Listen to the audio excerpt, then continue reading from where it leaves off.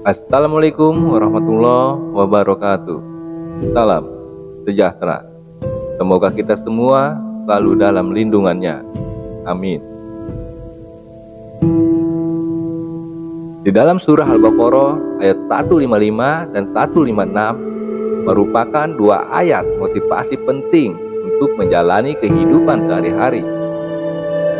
Bagaimana tafsir Al-Maraghi bahwa cobaan atau ujian tidak pandang bulu, baik itu pengemis, presiden, pejabat, konglomerat, tukang kebun maupun pemulung, pasti akan menerima cobaan atau ujian.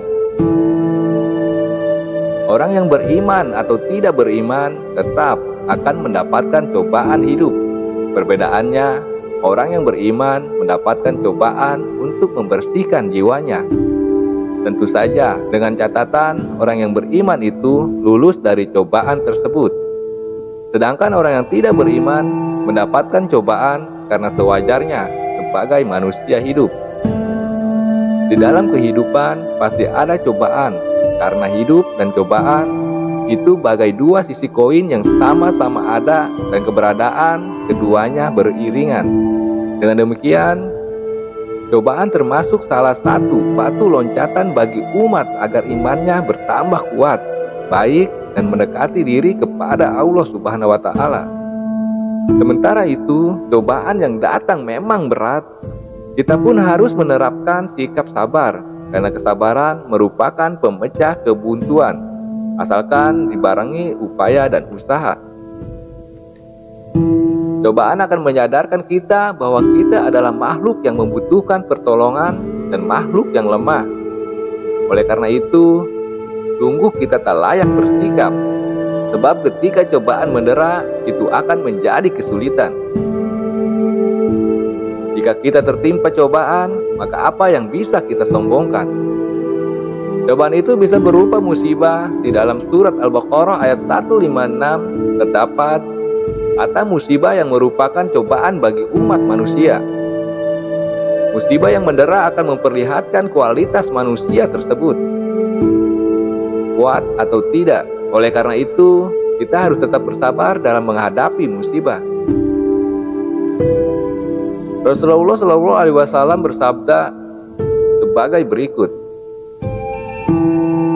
tidaklah menimpa mukmin sebuah musibah, duri atau musibah yang lebih besar dari itu, kecuali Allah Subhanahu wa Ta'ala akan mengangkat derajatnya atau menggugurkan dosanya. Hadis riwayat Bukhari dan Muslim.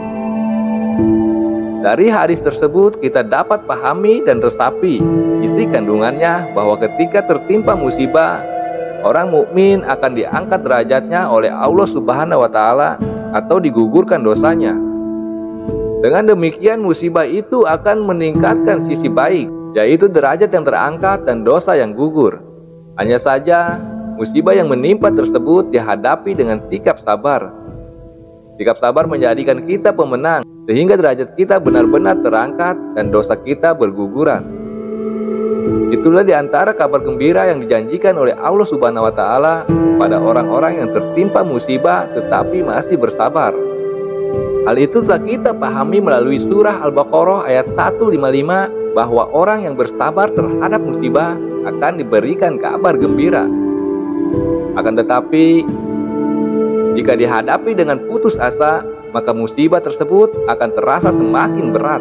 Bahkan, bisa jadi hal itu justru menggelincirkan kita dari keimanan kepada Zat yang Maha Penyabar.